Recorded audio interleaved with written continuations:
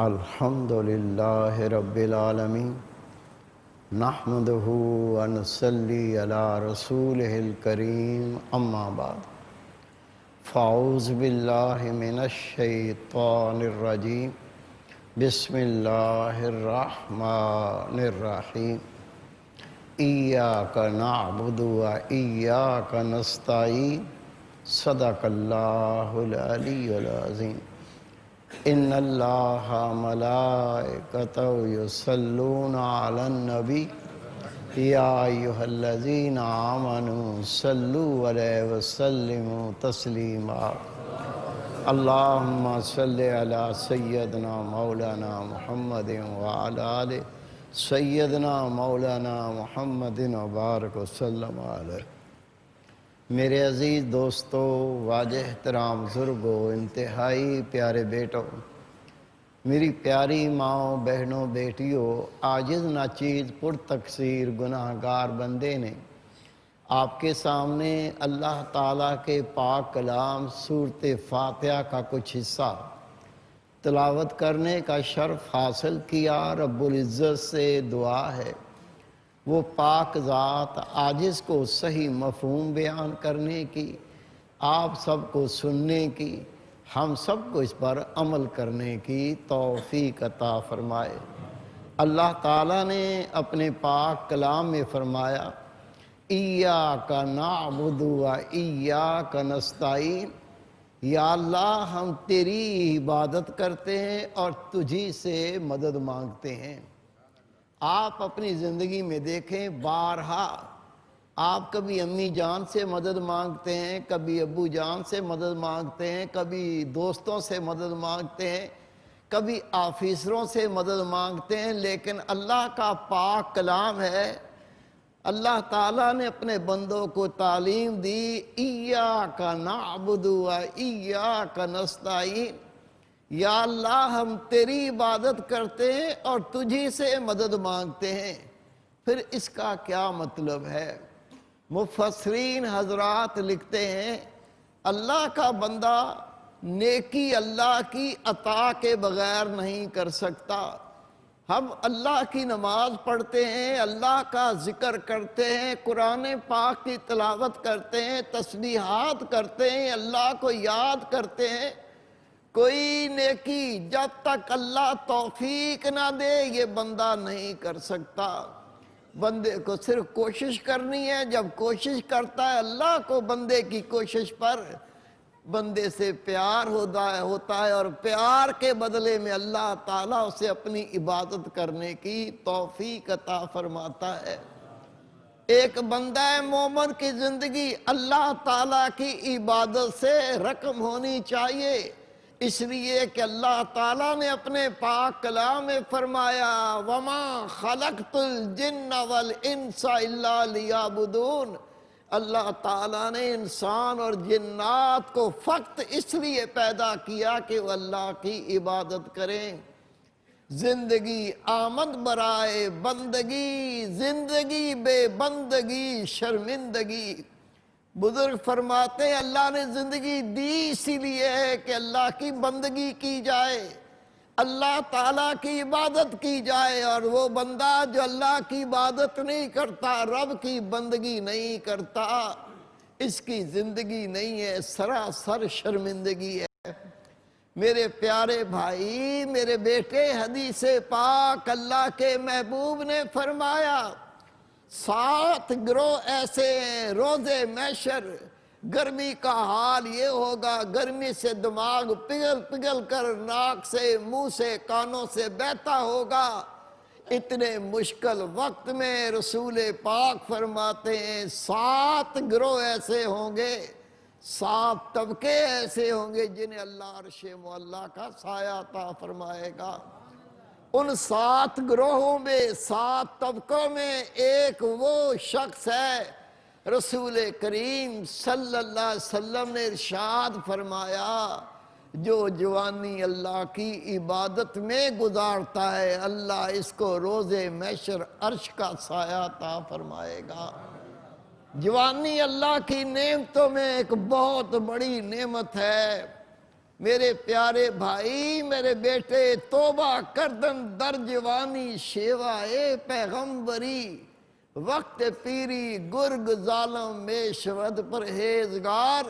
اللہ کے ولی فرماتے ہیں جوانی میں توبہ کرنا تو پیغمبروں کا شیوا ہے۔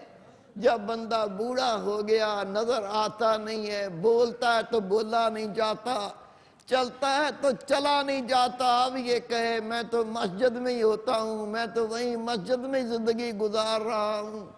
میرے پیارے بھائی میرے بیٹے، یہ بھی خوش نصیبی ہے۔ اللہ اگر آخری عمر میں بھی اپنے گھر میں آنے کی توفیق دے دے، یہ بھی اس کے بخت اور نصیب بھلے۔ لیکن اصل عبادت جوانی کی ہے، جب نفس غلبہ کرتا ہے، قدم قدم پر شیطان دھوکہ دیتا ہے، گناہ کرنے کی قوت ہوتی ہے، یہ شیطان کو زیر کر کے، یہ نفس کو زیر کر کے اللہ کی عبادت کرتا ہے، اپنے رب کو خوش کرتا ہے۔ بزرگ فرماتے یہ تو پیغمبروں کا شیوا ہے۔ میرے پیارے بھائی میرے بیٹے، میری پیاری بہن، میری بیٹی، جوانی 18 سال سے لے کے 32 سال تک کی عمر کی جوانی، یہ اللہ کی نعمتوں میں سے ایک بہت بڑی نعمت ہے۔ رسول کریم صلی اللہ علیہ وسلم فرماتے ہیں حشر کے دن جہاں عالم یہ ہوگا سورج کی آگ براہ راست ضمیر پر پڑتی ہوگی، ہر اللہ کا بندہ اللہ کی بندی سامنے کھڑے ہوں گے۔ حضرت عبداللہ ابن مسعود رضی اللہ تعالیٰ عنہ روایت کرتے ہیں کہ اللہ کے رسول نے فرمایا، اے میرے پیارے صحابہ، ہر مرد عورت اتنی گرمی میں حشر کے میدان میں اللہ کے سامنے کھڑا ہوگا اور کسی کو اپنے پیر کو حرکت دینے کی اجازت نہیں ہوگی، کوئی اپنے پیروں کو جنبش نہیں دے گا جب تک 5 سوالوں کا جواب نہیں دے دے گا۔ صحابہ کرام عرض کرتے یا رسول اللہ صلی اللہ علیہ وسلم وہ 5 سوال کیا ہیں؟ اللہ کے محبوب نے فرمایا پہلا سوال اللہ پوچھے گا، او میرے بندے، او میری بندی، بتا تو نے اپنی زندگی کن کاموں میں گزاری؟ دوسرا سوال ہوگا، اللہ کے محبوب فرماتے اللہ پوچھے گا بتا تو نے جوانی میں کیا کیا کام کیے، تو نے اپنی جوانی کو کہاں کہاں خرچ کیا؟ زندگی بھر کا تو سوال ہوگا لیکن جوانی کا سوال الگ ہوگا، اس لیے کہ اللہ نے ایک اضافی نعمت عطا فرمائی ہے۔ رسول پاک فرماتے تیسرا سوال ہوگا، یہ مال جو تو نے حاصل کیا ہے یہ کس طرح حاصل کیا؟ حرام طریقے سے کمایا کہ حلال طریقے سے کمایا؟ اور چوتھا سوال رسول پاک فرماتے پوچھا جائے گا، یہ تجھے جو میں نے مال دیا تھا یہ کہاں خرچ کیا تھا؟ جائز کاموں میں خرچ کیا تھا یا حرام کاموں میں خرچ کیا تھا؟ اور آخری سوال اللہ تعالیٰ پوچھے گا، جو تجھے میں نے علم دیا تھا اس پر کتنا عمل کیا؟ میرے بھائی میرے بیٹے، یہ وہ علم ہے جو ہر سلیم طبیعت والا اسے جانتا ہے۔ ہر بندے کو پتا ہے جھوٹ بولنا گناہ ہے، سچ بولنا نیکی ہے۔ ہر بندے کو پتا ہے بیجا غصہ کرنا گناہ ہے، اخلاق سے پیش آنا نیکی ہے۔ ہر ایک کو پتا ہے چغلی کرنا گناہ ہے، غیبت کرنا گناہ ہے، فحش کلامی کرنا گناہ ہے، ایک بچہ بھی جانتا ہے۔ اس لیے اللہ کے محبوب فرماتے ہیں آخری سوال یہ ہوگا، اے میرے بندے بتا جو تجھے میں نے علم دیا تھا اس پر کتنا عمل کیا؟ میرے پیارے بھائی میرے بیٹے، حدیث پاک رسول کریم صلی اللہ علیہ وسلم کا ارشاد مبارک ہے، وہ نوجوان جو بڑھاپے کی مثل رہے وہ بہترین نوجوان ہے، اور بدتر وہ بوڑھا ہے جو جوان کی طرح سے رہتا ہے۔ کیا مطلب ہوا؟ رسول پاک کا فرمانا کہ بہترین جو جوان وہ ہے جو بوڑھوں کی مثل رہتا ہے۔ بوڑھے کو پتا ہوتا ہے موت میرے قریب ہے، اسے پتا ہوتا ہے ان قریب میں قبر کے حوالے کر دیا جاؤں گا، اسے پتا ہے مجھے اللہ تعالیٰ کو حساب و کتاب دینا ہے۔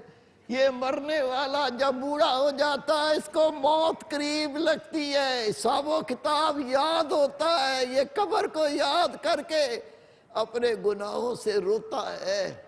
اس لیے اللہ کے محبوب نے فرمایا بہترین وہ نوجوان ہے جو بوڑھے کی مثل رہتا ہے، اپنی موت کو یاد رکھے، اللہ کو راضی کرنے والے کام کرے، جن کاموں سے اللہ ناراض ہوتا ہے رک جائے، اللہ کو حساب و کتاب دینا ہے اس کی تیاری کرے۔ اور اس کے ساتھ ساتھ اللہ کے محبوب نے فرمایا بدتر وہ بوڑھا ہے جو جوان کی مثل رہتا ہے۔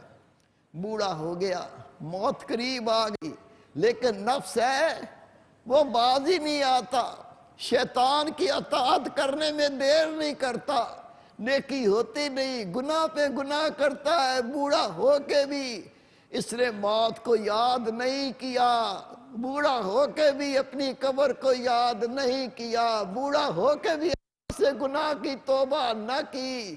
رسول پاک اس کو بدتر فرماتے ہیں۔ میرے پیارے بھائی، میرے بیٹے، میری پیاری بہن، میری پیاری بیٹی، اللہ کے بہت کامل ولی گزرے ہیں۔ حمید الدین حاکم رحمت اللہ علیہ بڑے محدث تھے، ہزارہ لوگوں کو آپ کی نصیحت سے فیض ملا، اللہ کی راہ پر چلے۔ آپ فرماتے نوجوان امید تو ہے تو بوڑھا ہوگا، اے نوجوان امید تو ہے تو بوڑھا ہوگا، لیکن تو نے بھی دیکھے ہوں گے، میں نے بھی دیکھے، کئی بوڑھے زندہ رہے اور نوجوان مر گئے۔ اس لیے تو ابھی سے جوانی میں بڑھاپے کی تیاری کر، اللہ کی نافرمانی چھوڑ کے اللہ کی عبادت کر لے تاکہ تو اللہ کے سامنے سرخرو ہو سکے۔ میرے پیارے بھائی، میرے بیٹے، اصل تو عبادت جوانی کی عبادت ہے۔ رسول کریم حضرت محمد مصطفیٰ احمد مجتبیٰ نور مجسم صلی اللہ علیہ وسلم کا فرمان ہے نوجوان کی ایک رکعت بوڑھے کی 10 رکعتوں سے زیادہ فضیلت رکھتی ہے۔ میرے پیارے بھائی، اللہ کے محبوب نے فرمایا جب بوڑھا اپنے گناہ پہ نادم ہوتا ہے، اپنے گناہوں کو یاد کر کے اللہ سے گناہوں سے توبہ کرتا ہے، اللہ تعالیٰ اس کے سارے گناہ معاف کر دیتا ہے۔ لیکن جب نوجوان نادم ہوتا ہے، نوجوان شرمسار ہوتا ہے، اپنے گناہوں سے اللہ سے توبہ کرتا ہے، رسول پاک کا فرمان ہے اس کے گناہ تو معاف ہوتے ہیں، لیکن مشرق سے لے کے مغرب تک جتنے مومن وصال فرما گئے، قبروں میں دفن ہو گئے اور گناہوں کی وجہ سے اللہ کے عذاب میں مبتلا ہیں، جب نوجوان توبہ کرتا ہے اس کی توبہ کے صدقے اللہ تعالیٰ 40 دن تک ان سب مومنوں کے قبر کا عذاب ٹال دیتا ہے۔ جب وہ مرنے والوں کو پتہ چلتا ہے کہ فلاں نوجوان نے سچی توبہ کی ہے اور اس کی توبہ کے صدقے سے، اس کی توبہ کے وسیلے سے اللہ تعالیٰ نے 40 دن کے لیے ہم پر جو عذاب تھا وہ ہٹا دیا، اس کو ٹال دیا، یہ سارے مومن اس بندے نوجوان کے لیے جس نے توبہ کی ہے اس کی بخشش کی دعا کرتے ہیں۔ میرے پیارے بھائی، میرے بیٹے، میری پیاری بہن، میری بیٹی، حدیث پاک اللہ کے محبوب نے فرمایا اے بندہ مومن تو جوانی میں اللہ سے توبہ کر، نہیں تو بڑھاپے میں تجھے بڑی شرمساری ہوگی۔ جوانی میں اللہ کی عبادت کر تاکہ بڑھاپے میں تیرے وہ کام آ سکے۔ رسول کریم حضرت محمد مصطفیٰ احمد مجتبیٰ نور مجسم صلی اللہ علیہ وسلم کا ارشاد مبارک ہے جس کی عمر 40 سال ہو جائے اور اس کی نیکیاں گناہوں سے زیادہ نہ ہوں تو نبی پاک نے فرمایا اس کا ٹھکانہ جہنم ہے، اس کا ٹھکانہ دوزخ ہے۔ ہم تھوڑا اپنا محاسبہ کریں، میرے بھائی 40 سال تو ایسے ہی ہو جاتے ہیں، شادی کی، 1-2 بچے ہوئے، 40 سال کی عمر ہو گئی، اور خدا کے محبوب یہ فرمائیں جس کی عمر 40 سال ہو جائے اس کی نیکیاں گناہوں سے زیادہ نہ ہو، اس کا ٹھکانہ دوزخ ہے۔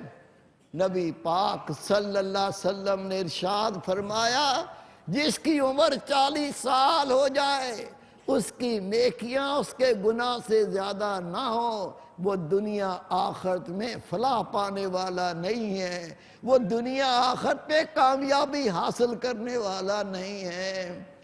میرے بھائی، میرے بیٹے، حدیث پاک اللہ کے محبوب صلی اللہ علیہ وسلم نے فرمایا میں اللہ کا حبیب ہوں، جو جوانی میں اللہ سے گناہ کی توبہ کر لیتا ہے وہ بھی اللہ کا حبیب ہے۔ نبی پاک صلی اللہ علیہ وسلم کا ارشاد مبارک، جب کوئی نوجوان جوانی میں اللہ سے توبہ کرتا ہے پھر اللہ کے محبوب نے درمیانی انگلی اور شہادت کی انگلی، درمیانی انگلی اور شہادت کی انگلی دونوں کو ملا کے فرمایا جو نوجوان جوانی میں اپنے گناہ سے توبہ کر لیتا ہے وہ جنت میں میرے ساتھ اس طرح مل کے رہے گا۔ خدا کے رسول صلی اللہ علیہ وسلم ایک قبرستان سے گزرے، دیکھا قبر میں عذاب ہو رہا تھا، خدا کے محبوب قبر پر بیٹھ کر رونے لگے۔ نبی پاک صلی اللہ علیہ وسلم روتے فرمایا اے نوجوان، اگر تو جوانی میں اللہ کا ذکر کرتا تیرے لیے کتنا بہتر ہوتا۔ پھر خدا کے محبوب نے اس کی مغفرت کی دعا کی، اللہ تعالیٰ نے اس کا عذاب ٹال دیا، اس کی بخشش فرما دی۔ میرے پیارے بھائی، میرے بیٹے، اللہ کی طرف رجوع ہونے والا، اپنے گناہ پہ نادم ہونے والا، اپنے گناہ سے اللہ سے سچی توبہ کرنے والا، اتنا تو عظمت والا، اتنی تو شان والا کہ رسول پاک صلی اللہ علیہ وسلم نے فرمایا 100 شہداء کی شان اس بندے کو دی جائے گی جس نے نوجوانی میں اللہ سے توبہ کی ہوگی۔ رسول پاک صلی اللہ علیہ وسلم کا ارشاد مبارک ہے جب اللہ کا مومن بندہ توبہ کرنا چاہتا ہے صرف زبان سے یا اللہ کہتا ہے، رب کہتا ہے میں جان گیا تو شرمسار ہو گیا، میں جان گیا تو توبہ کرنا چاہتا ہے۔ نبی پاک فرماتے ہیں ابھی تک اس کی زبان سے توبہ کے لفظ نہیں نکلتے اللہ تعالیٰ پہلے اس کے گناہوں کو معاف فرما دیتا ہے۔ میرے بھائی، میرے بیٹے، تھوڑی زندگی ہے، پتہ نہیں اللہ کا کب بلاوا آ جائے۔ خوش نصیب وہ اللہ کے بندے ہیں وہ پچھلے گناہ سے جو ہوگا اس پہ توبہ کریں اور بقیہ زندگی اللہ اس کے رسول کی اطاعت میں گزار دیں، یہ دنیا میں بھی کامیاب ہیں، آخرت میں بھی کامیاب ہیں۔ اللہ رب کریم عمل کی توفیق دے، وما توفیق الا باللہ۔